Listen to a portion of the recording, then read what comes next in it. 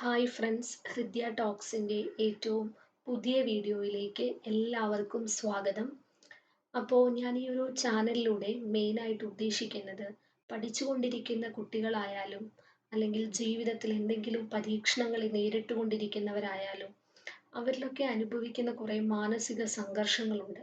ഇപ്പോൾ പഠിച്ചുകൊണ്ടിരിക്കുന്ന കുട്ടികളാണെങ്കിൽ അവരുടെ പഠനത്തിനിടയിലെ അവരുടെ പിരിമുറുക്കങ്ങൾ, മാനസികമായിട്ട് അവരനുഭവിക്കുന്ന സ്ട്രെസ്സ്, ഇതെല്ലാം അവരെ സംബന്ധിച്ചിടത്തോളം അവരുടെ ആ ഒരു പ്രായത്തിൽ എത്രമാത്രം അവരെ ബാധിക്കുന്നു എന്നുള്ളത് ഇന്ന് തിരക്കേറിയ ഒരു സമൂഹത്തിൽ ജീവിക്കുന്ന നമ്മളിൽ പലരും അറിയാതെ പോകുന്നുണ്ട്. അപ്പം അതുമൂലം അവരെല്ലാം അനുഭവിക്കുന്ന ഈ ഒരു മാനസിക സംഘർഷം, ആ ഒരു പിരിമുറുക്കത്തിൽ നിന്ന് അവർക്കൊരു ആശ്വാസം നൽകാൻ എൻ്റെ ഈ ഒരു വീഡിയോയിൽ ഏതെങ്കിലും ഒരു വാക്ക് നിങ്ങളെ ഹെൽപ്പ് ചെയ്യുമെന്ന് ഞാൻ വിശ്വസിക്കുന്നു.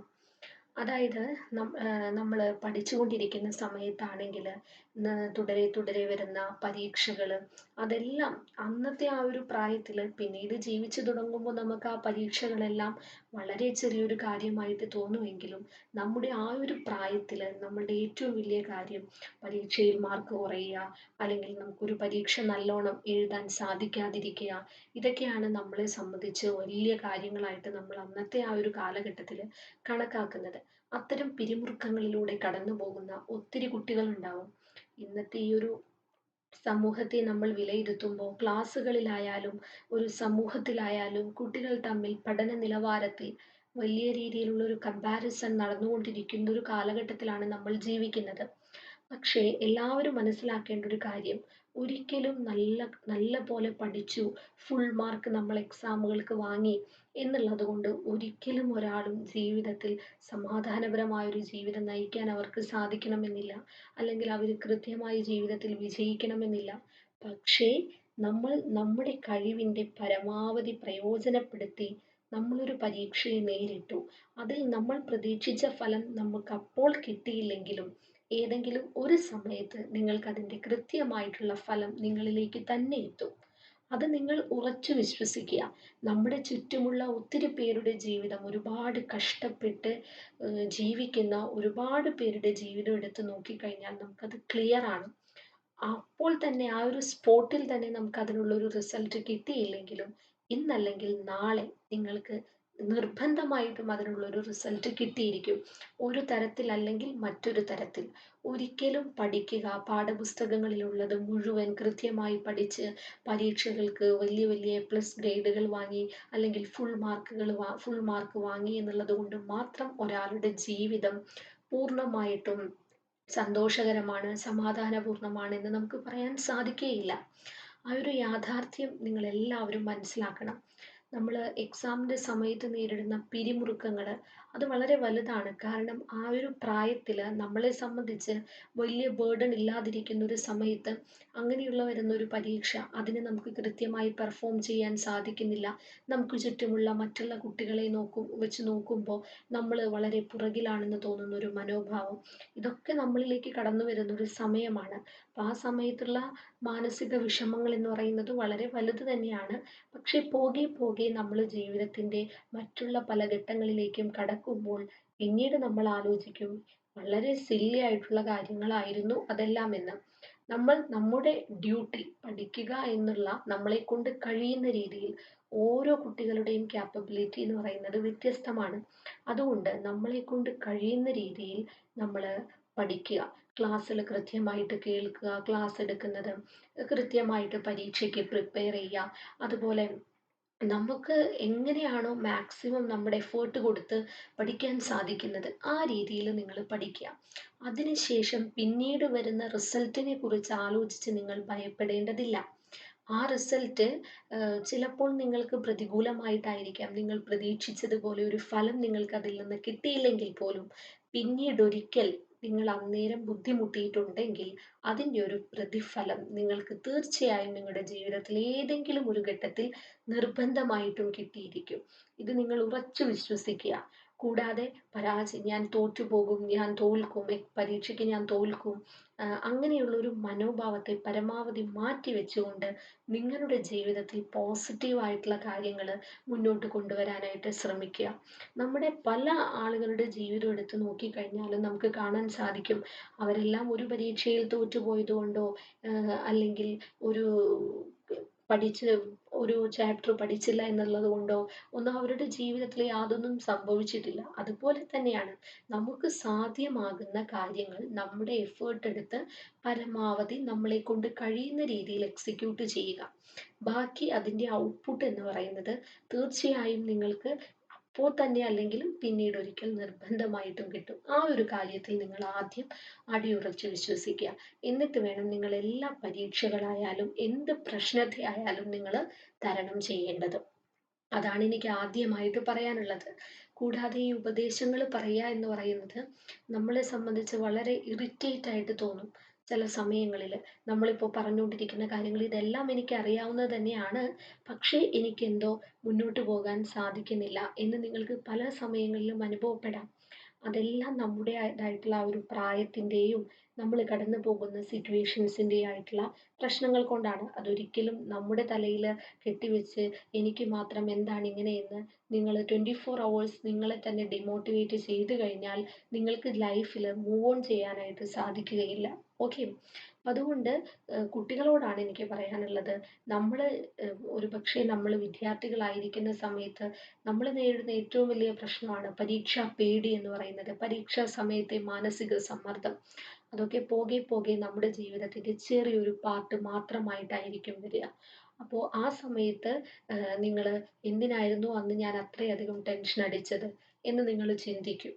ഓക്കെ, അപ്പോൾ നമുക്ക് നമ്മളെ കൊണ്ട് കഴിയുന്ന രീതിയിൽ പാഠഭാഗങ്ങൾ കൃത്യമായി പഠിക്കുക. പരീക്ഷാ സമയത്ത് കൃത്യമായിട്ടുള്ള ടൈം ടേബിളുകൾ ഉണ്ടാക്കി കൃത്യമായിട്ട് നിങ്ങൾ പരീക്ഷയെ നേരിടുക. അതാണ് നിങ്ങൾ ചെയ്യേണ്ട കാര്യം. ഓക്കെ, അല്ലാതെ നമ്മൾ മനസ്സിനെ കൂടുതൽ ടെൻഷൻ അടിപ്പിച്ചിട്ട് നമുക്ക് യാതൊന്നും അതിൽ നിന്ന് കിട്ടാനില്ല എന്നുള്ള യാഥാർത്ഥ്യം മനസ്സിലാക്കണം. ഞാനിത് ഇത്രയധികം നിങ്ങളോട് പറയുന്നുണ്ടെങ്കിൽ അത്തരം ഒരു സിറ്റുവേഷൻസിലൂടെ പല തവണ കടന്നു പോയിട്ടുള്ള ഒരാളാണ് ഞാൻ. ഓക്കെ, ഞാൻ പഠിക്കുന്ന സമയത്ത് എക്സാംസുകൾ വരുമ്പോഴായാലും ജസ്റ്റ് ഒരു ക്ലാസ് ടെസ്റ്റ് ആണെങ്കിൽ പോലും വലിയ രീതിയിലുള്ള ടെൻഷൻ അനുഭവിക്കുന്ന ഒരാളായിരുന്നു ഞാൻ. എനിക്ക് വളരെ സില്ലി ആയിട്ടുള്ള കാര്യങ്ങളിൽ പോലും വലിയ നിരാശ അനുഭവിക്കും. പ്രതീക്ഷിച്ച മാർക്ക് കിട്ടിയില്ലെങ്കിൽ ഞാൻ വളരെയധികം തളർന്നു പോകുന്ന ഒരു വ്യക്തിയായിരുന്നു. പക്ഷേ ജീവിതത്തിൽ പോകെ പോകെ നമ്മൾ പല സന്ദർഭങ്ങളെ അഭിമുഖീകരിക്കുമ്പോൾ അല്ലെങ്കിൽ പല വ്യക്തികളെ കണ്ടുമുട്ടുമ്പോൾ നമുക്ക് നമ്മൾ അനുഭവിച്ച വേദനകളും ചെറിയ ചെറിയ കാര്യങ്ങൾ, പ്രശ്നങ്ങൾ, അതൊന്നും നമുക്ക് വലിയ പ്രശ്നമായിട്ട് തോന്നുകയില്ല.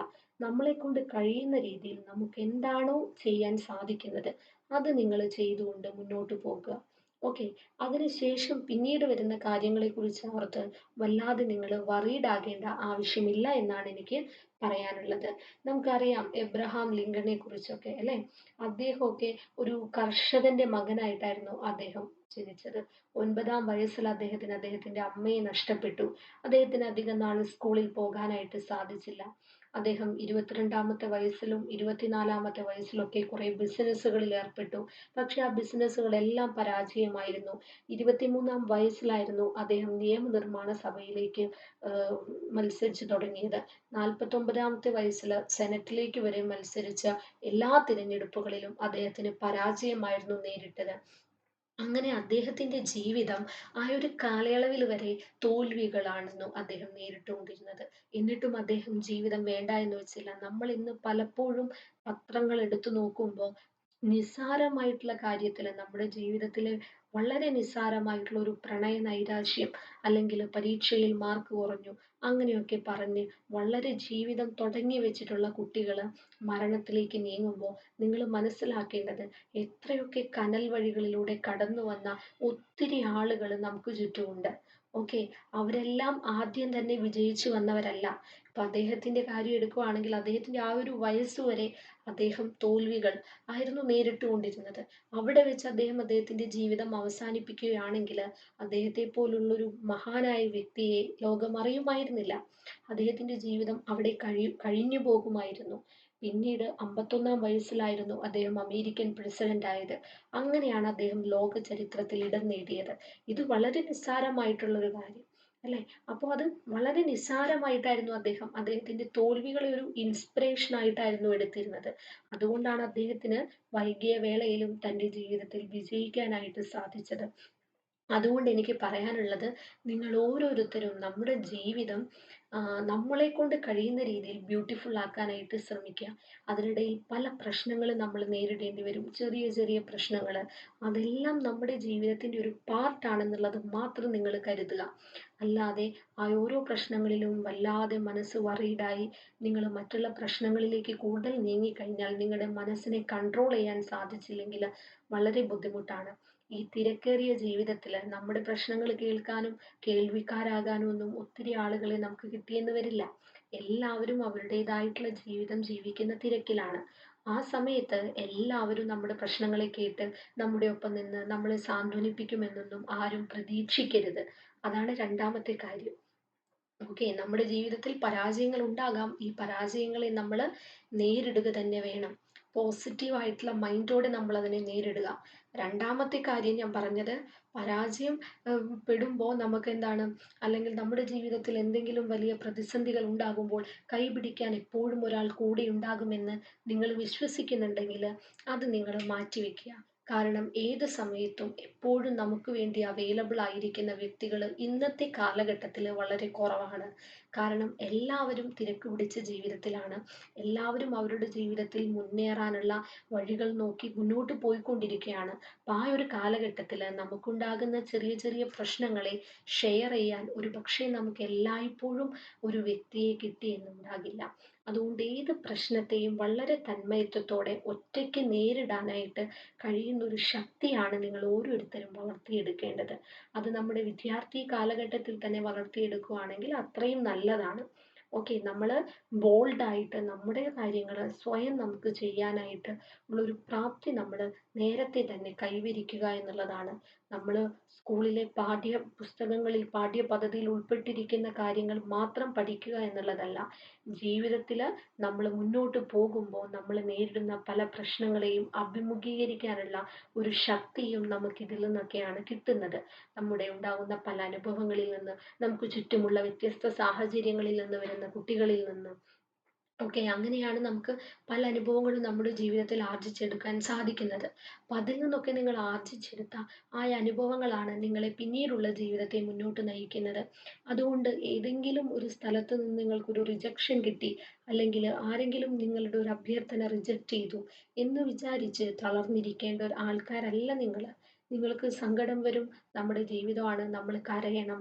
സങ്കടം വരും തീർച്ചയായും, പല സന്ദർഭങ്ങളിലും നമുക്ക് സങ്കടം വരാം. അപ്പോൾ നമുക്കറിയാം, പക്ഷേ അതിനെ അധിക നാളേക്ക് നമ്മൾ മുന്നോട്ട് കൊണ്ടുപോകാനായിട്ട് പാടില്ല. നമ്മുടെ ജീവിതം എന്ന് പറയുന്നത് നമ്മുടെ കൈകളിലാണ്. ഓക്കെ, നമ്മളാണ് തീരുമാനിക്കുന്നത് അതിനെങ്ങനെ മുൻപോട്ട് കൊണ്ടുപോകണം എന്നുള്ളത്. അതുകൊണ്ട് തീർച്ചയായും നിങ്ങൾ ഓരോരുത്തരും നിങ്ങളുടെ ജീവിതത്തിലെ പോസിറ്റിവിറ്റി എപ്പോഴും പടർത്താനായിട്ട് ശ്രമിക്കുക. ഇപ്പോൾ ഞാനിത് പറയുമ്പോൾ പോലും നിങ്ങൾ ഓരോരുത്തരും കേട്ടിരിക്കുന്ന ഒരാളെങ്കിലും ഉണ്ടെങ്കിൽ നിങ്ങൾ വിചാരിക്കുന്നുണ്ടാവും ഇതെല്ലാം പറയാൻ എളുപ്പമാണ്, ജീവിതത്തിൽ പ്രാക്ടിക്കലാക്കി മാറ്റാനാണ് ബുദ്ധിമുട്ട്. ഓഫ് കോഴ്സ് അങ്ങനെ തന്നെയാണ്.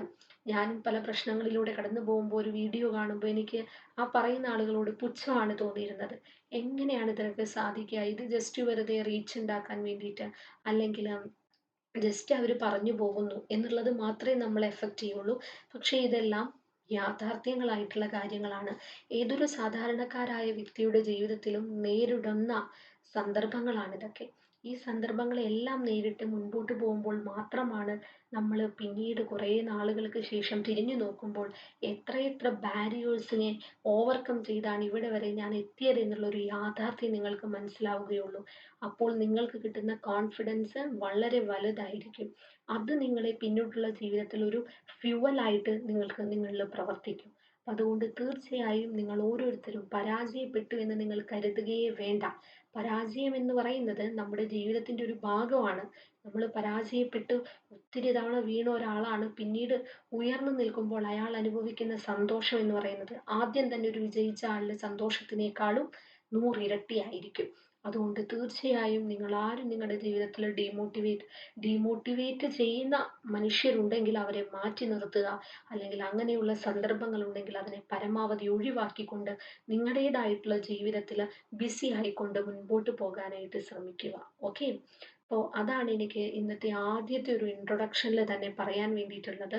പിന്നീട് നിങ്ങൾക്ക് എന്തെങ്കിലും സംശയങ്ങളുണ്ടെങ്കിൽ, നിങ്ങൾക്ക് നല്ലൊരു ലിസണറെ ആവശ്യമാണെങ്കിലൊക്കെ നിങ്ങൾക്ക് നിങ്ങൾ ഈ ഒരു വാക്കുകൾ ശ്രദ്ധിക്കുക. നമുക്ക് എപ്പോഴും നമ്മുടെ ജീവിതത്തിൽ പലപ്പോഴും തോന്നും നല്ലൊരു ലിസണർ ഉണ്ടായിരുന്നെങ്കിൽ.